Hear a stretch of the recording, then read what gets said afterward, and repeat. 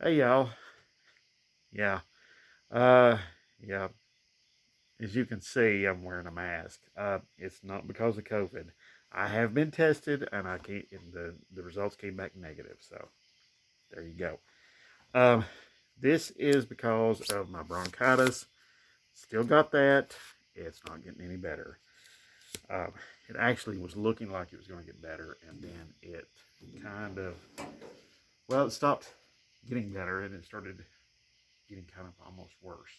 I've been out here doing a little cleaning, a little straightening up, putting stuff away. I've been working on a lot of stuff, and I've just not had a chance to break down and start putting things away and cleaning up and stuff like that. And that's what I've been doing mostly. But uh, that's kind of boring, I know. And oh, speaking of boring, not that the Jeep Grand Cherokee was boring, but the video was a little boring, and I do acknowledge that very much. But um, it is a useful video, I feel like, because you know, if you been driving one of those vehicles several years, and then you're like, hey, I probably should change the transfer case fluid. How do I get to where's the plugs for that to drain it out and refill it? Same goes for the differentials. So there you go. Now, I do want to add one more little thing to checking fluid levels in those, any of those. And this is a simple, quick, dirty, cheap little method. Now, used to a long time ago, those holes, those fill plug holes, were pretty big. And you can stick your entire finger down in there. Now, they're so small, I can barely get my pinky finger down in there. So, on those, here's what I like to do. And this is really, really, really cheap and easy, and if I can find them here. Oh, right, here we go. Zip tie. That's right. Take your zip tie, stick it down. Make sure it's clean.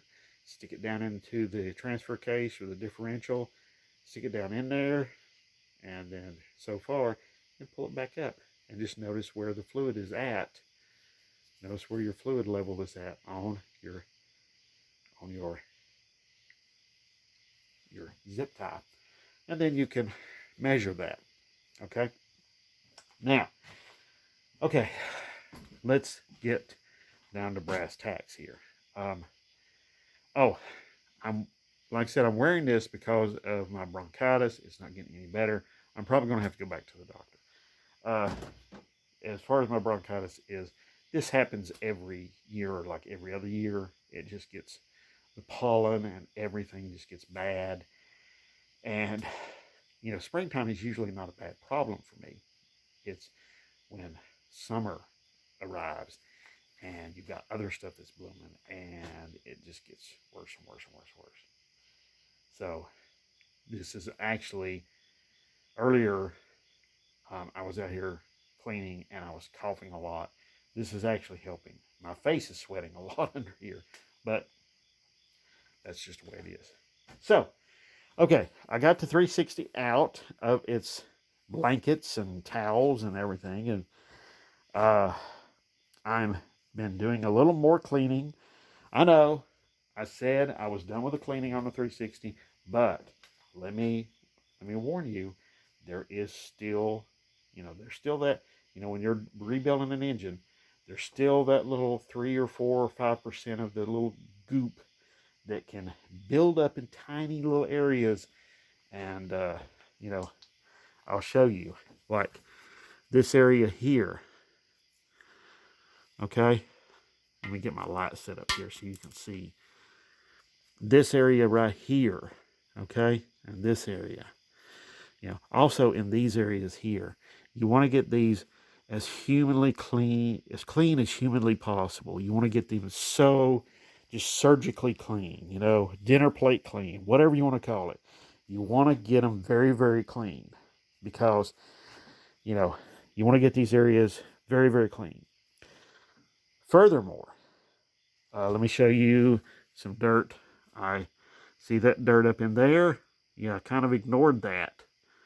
But there's some of it right there that's kind of fell down that I've been scraping on. I've been scraping on that to get it clean, get it broke loose.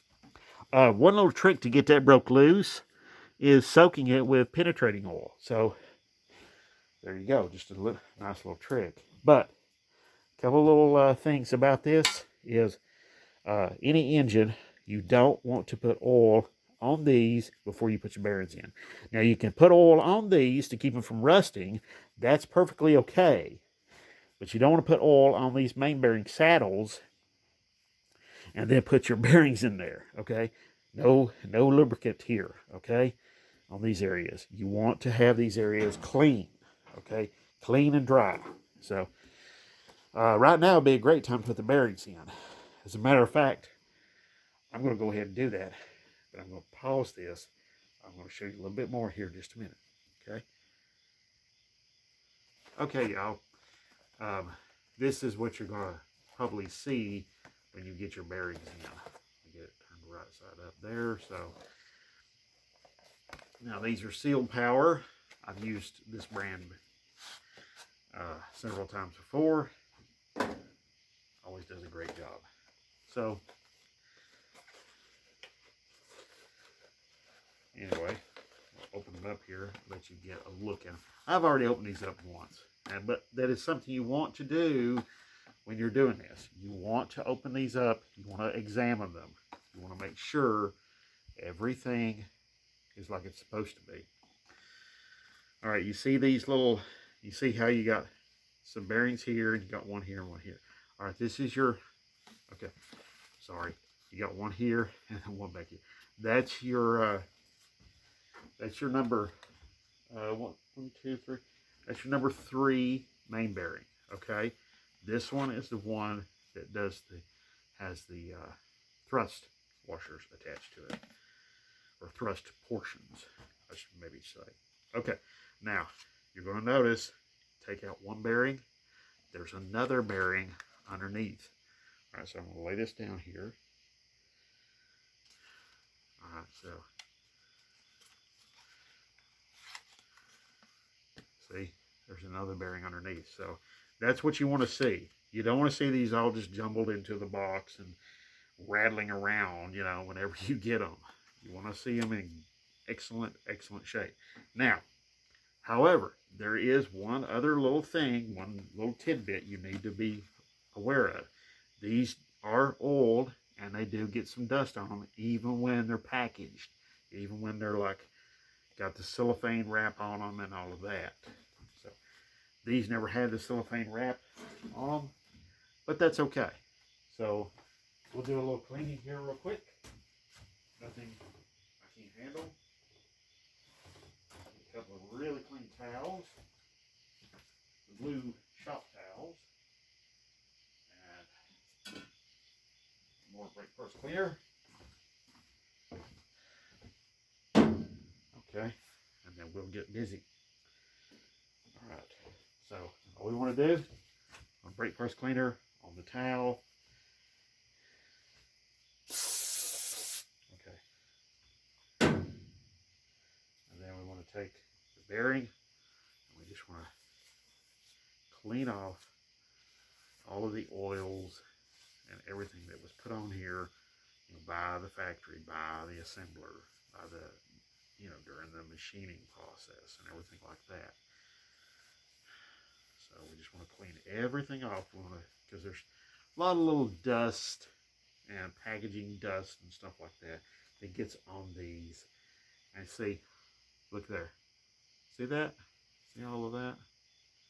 That's what I'm talking about. It gets, there's a lot of little dust that gets on there. So it's and then the oils as well. So now the oil is not a bad thing necessarily, but let's not kid ourselves. We're not talking about oil that there's enough oil on there to like lubricate this for the starting procedures, because there isn't. You know, are you noticing one thing though about this? I hope you do. There's no hole. There's no oil hole. There's no hole for the oil to come through. See, just like that one. See, that one's got the oil hole. So this one will go in the main bearing saddle. This one will go on the main bearing cap. Okay? So that's something you need to pay very close attention to. Okay? Now, oh, see, one little tidbit of information I need to pass along. You're going to notice this right here. Okay, that's some stamping numbers that you need to be aware of.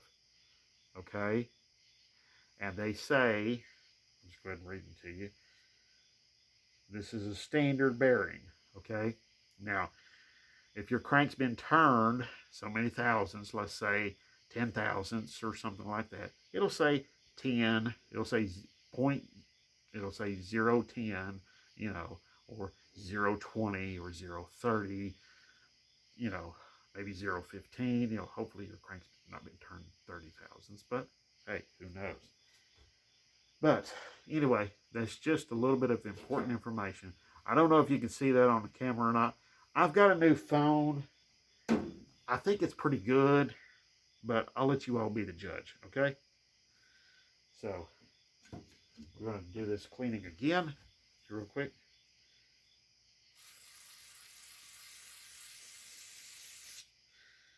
You notice my hands are relatively clean. I've not like got, you know, a lot of crap and garbage and stuff on my hands, you know, from where I've been like, you know, working on brakes or something like that. You know, you want your hands to be pretty clean when you're doing all this. So, but, you know, the reason I'm showing you all of these little details about the bearings is because there is, you know, not all bearings are created equal. Some bearings aren't made as well as others. Now, something to be aware of about oil pressure in your bearings, okay? Now, you'll notice this bearing has the oil hole for where it goes in the main saddle, but it also has this groove, this half groove. You'll notice that the accompanying bearing that goes in the main bearing cap does not have that groove. That's okay. That's fine. It doesn't have to. It doesn't need it necessarily. This will come out and will help distribute the oil around the crank. Okay. Now you can get these bearings where it just has that groove all the way around on both halves. And if you've got an oil pump good enough for that, great, do it. Me, I'm going to run a stock oil pump. I don't see a need in having that full groove. You can get those. However, most people will tell you, myself included, that they're more overkill than you're ever going to need on the street.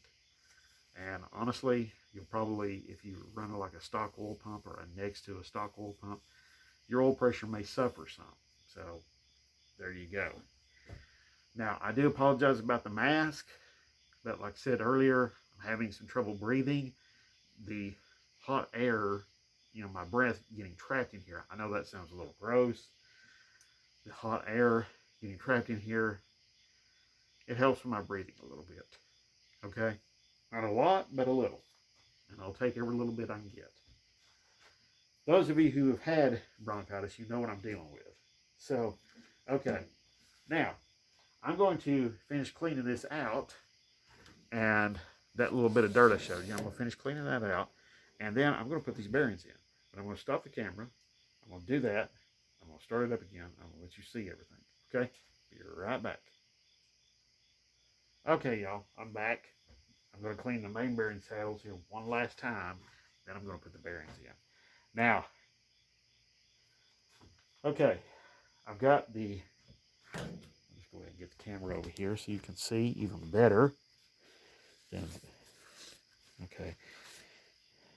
See the crud right there? Yeah.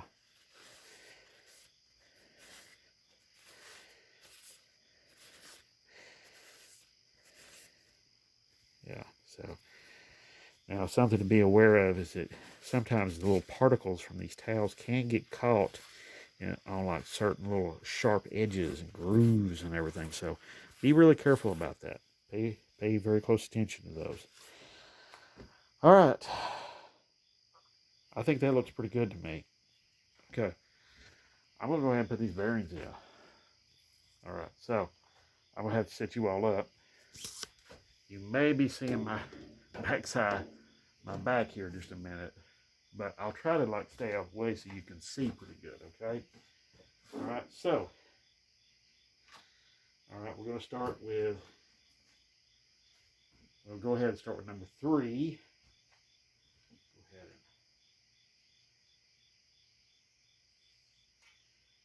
3 right there. Yep. Now, oh, one little thing. You've got a little tang. You see right there. Camera will focus. Back up here so it can focus. Okay. But anyway, you got that little tang right there, that little piece. There's a groove, an accompanying groove in the block that accepts that. So that helps you put that in the right place. So we're going to go ahead and put that in there. Now, you don't want to hammer this in, okay? You want to put it in there nice and gentle, okay? Now, when you get it almost all the way in, you're going to want to use something with a plastic, like a plastic handle of a screwdriver, a plastic mallet.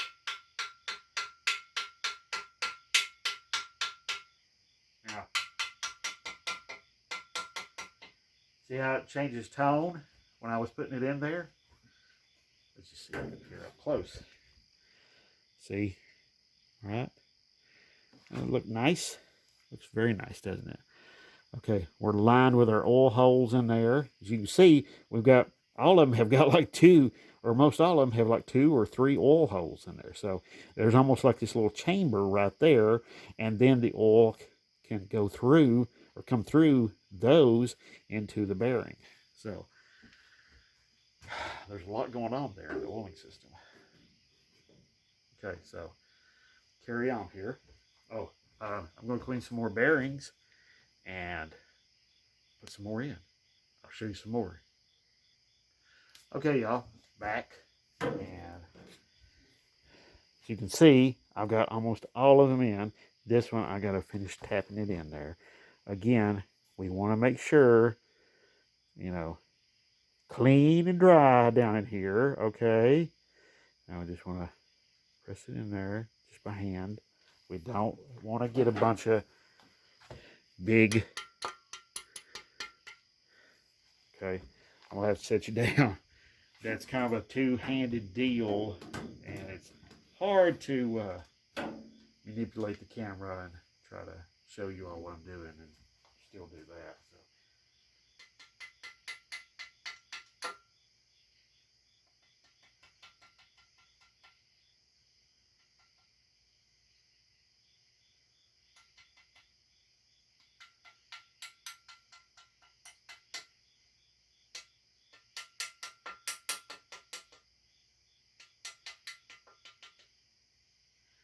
Okay, also too, another little thing, I got it in. Also too, you want to run your finger right there and you want to feel what's right there. Okay, that's what you want to do. You want to make sure that there's an edge, and that edge is pretty much even on both sides. Okay, so you want to make sure that the edge is even of this bearing sticking up. So I'm raking my finger, my thumb actually, on those edges right there, and I'm feeling that they're both pretty much about the same. So that's pretty good. Anyway, so what I'm going to do next is I'm going to try and find the main bearing caps and stick those main bearing caps, the bearings in the main bearing caps, and get those guys ready to go. So, but I do have to admit one little flub on my part, and that is I forgot the rear main seal. Yep, I sure as the heck did. So, yeah, I feel silly about that. But it's just one of those things, you know. You just screw up, you forget, you have to go, and you have to take care of it. So I've got an oil pan gasket. I've got all kinds of other stuff. I've got the rear main seal. So anyway, let's see. I'm going to pause this and show you some more. Okay, y'all. Again, you know, not everything goes the way you planned. So I just went and fetched one of the main bearing caps. This is number 5. As you can see, there's rust right here. So I'm going to have to be cleaning this. So I'm going to go ahead and end this video. I'll tell you what, I'm going to pause the video. I'm going to clean this up real quick and just show you, it's exactly the same as putting the bearing in there, but I just want to clean this up, okay? I don't want to, try to slam this together and, all that crap. So I want it to be perfect, okay? Or at least I want it to be as perfect as I can get it. Okay, so, yeah, you've got a little rust on the bolt threads there, so as you can see, yeah. All right, show you some more. Okay, all right, we've got the surface rust cleaned off. It was just flash rust, surface rust. It wasn't really all that serious. Same goes for the bolts here. It's just flash rust. Not really anything you can do about that. I mean, yeah, sure, you can coat stuff with all kinds of like oils and stuff, but while they are coated, guess what? They're like attracting dust too. So, all right, so we're going to go ahead and we're going to get this, the bearing put into this, just to give you a little idea of how this all goes together. Okay, just like in the block, you want to get the bearing out of its little home there, and then you want to clean it up. I'm going to get a new paper towel because all the paper towels I was using are a little bit nasty. So get a clean one. Remember, being clean here right now, attention to this sort of detail, that's going to pay off big later on. Now, we have a little bit of scuffing on the bearing surface, but the scuffing is so incredibly light, I'm literally polishing it out with my thumb, okay? So that's what I'm talking about. It's just where the scuffing from these tips of these box lids, where they've been rubbing on the bearing there, from where it's been in transportation and everything. So, all right, so we just let that down. Now, I could spray the bearing with a brake parts cleaner, but I want to spray it on the towel because I can collect all the crud, or, well, dust and dirt. Okay, so now in the main bearing cap, we're just going to align our tang. See the little tang right there? Yeah, okay. There's an accompanying little slot that goes into right there. So what we're going to do, I want to get you down here a little bit closer so you can see a little bit better, hopefully. Okay, what we'll do, put it in there.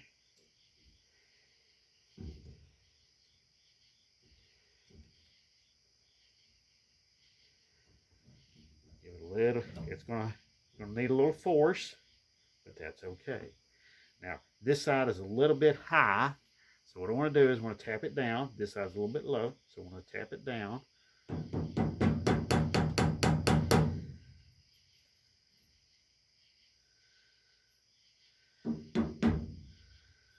There we go. Oh, nice and even. Oh, yeah. Okay, really nice and even. So, there we are. Okay. There we are. All done. Okay, it's getting late, and I still need to do a few things. I need to wrap this thing up. So, literally and figuratively, I need to wrap this thing up and get it protected from the elements. So I'm going to like oil all this down, and I'm going to, especially the cylinders, I'm going to oil those down. Now, something to keep in mind is that you see this little rust here. The block will, whenever temperature changes, especially really big temperature changes, the block will sometimes sweat a little bit. Now, that's very important. Now, I'm talking mainly like, let's say you've had a night where you've had like, 20 something degree temperatures or something like that. And then you go into like maybe a 60-degree day. Yeah, this thing's going to sweat. All cast iron will. Okay, because there's just that great temperature difference there from one to the other. The swing of temperature. So what you want to do is whenever you've got that, you want to try to oil everything down as best as humanly possible. Okay, so you want to oil all the cylinders, all this stuff down as well as you possibly can. So that's what you want to do. And when you do that, you can help prevent a lot of this rusting and corrosion and stuff that can happen. All right, so I'm going to get to that and I'll wrap it all up and put it in its blankets and towels and everything and bag, and I'm going to get it ready to go. Okay, I'm actually probably going to change the towels I'm wrapping it with because I've got some nice clean towels I'm going to wrap it up with.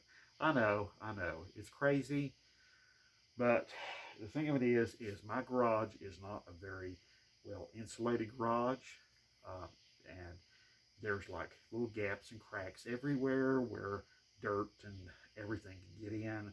And I've got neighbors who love to like mow every single day of the week. So, with that being said, I need to keep this thing as like wrapped up as tightly as possible. That's why I'm using the garbage bag that actually draws up and closes up back here. I'm actually going to start putting a rag in here, this hole in here, so that I can keep that closed off. All right. Thank you so much for watching. I do appreciate it, and appreciate everybody, all the new subscribers. And I just want to take my mask off for this because I do appreciate all of y'all watching, and I do appreciate the interaction on the comments and everything like that. So thank you so much. God bless, and have a great one.